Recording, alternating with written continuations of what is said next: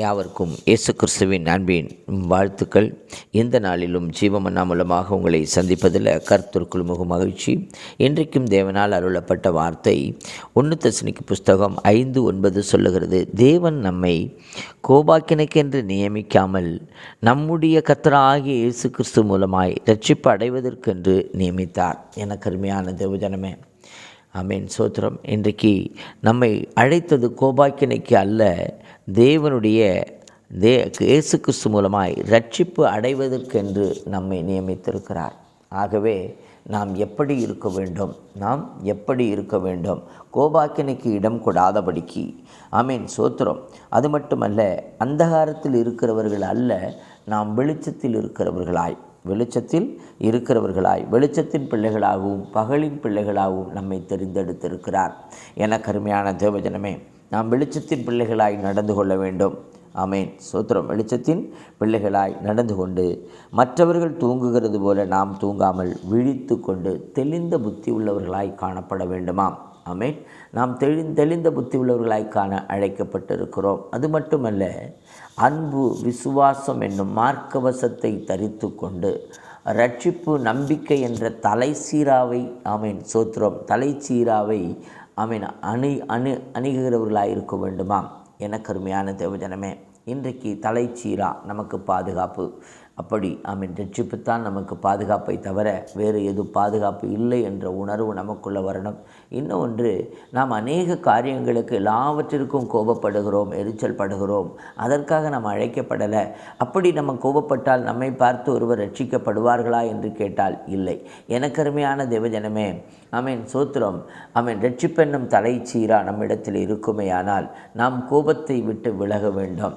ஆமென். ஏனென்றால் நாம் இருளின் பிள்ளைகள் அல்ல, அந்தகாரத்தின் பிள்ளைகள் அல்ல, நாம் வெளிச்சத்தின் பிள்ளைகள் என்பதை நாம் உணர்ந்து நம்முடைய செய்கைகளையும் கிரியைகளையும் பார்க்கிறவர்கள் ஆமென் இரட்சிப்பை ஏற்றுக்கொள்ள வேண்டும் என்பதற்காக நாம் எப்படி நடக்க வேண்டும் என்பதையும் நிதானித்து பார்க்க வேண்டும்.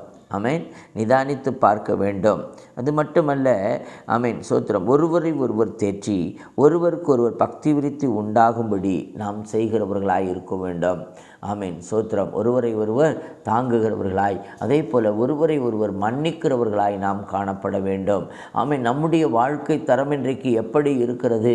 அநேகரை ரட்சிப்புக்குள்ளே நடத்துமா, இல்லை ஹல்லேலூயா அநேகரும் மாறிப்போகிற வாய்ப்பா என்று பார்க்கும் பொழுது இன்றைக்கி நாம் ஆமென், சோத்திரம், நாமெல்லாம் ஒரு தீர்மானம் எடுக்க வேண்டும். ஒவ்வொருவரும் ரட்சிப்புக்குள்ளே நடத்த வேண்டும், ரட்சிப்பை பற்றி அறிய வேண்டும், அநேகருக்கு அறிவிக்க வேண்டும் என்ற அந்த உணர்வுகளோடு நாம் செயல்பட வேண்டும் என்பது தேவனுடைய திட்டமாயிருக்கிறது.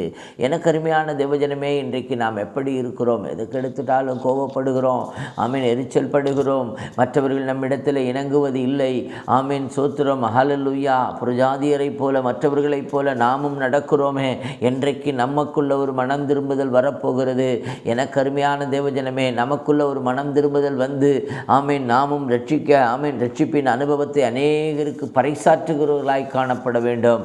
அதற்காகத்தான் அவர் அழைத்திருக்கிறார். ஆமென், ஆமென். விளக்கு கொளுத்தி மரக்காலுக்குள்ள வைப்பதற்காக நம்மை அழைக்கவில்லை.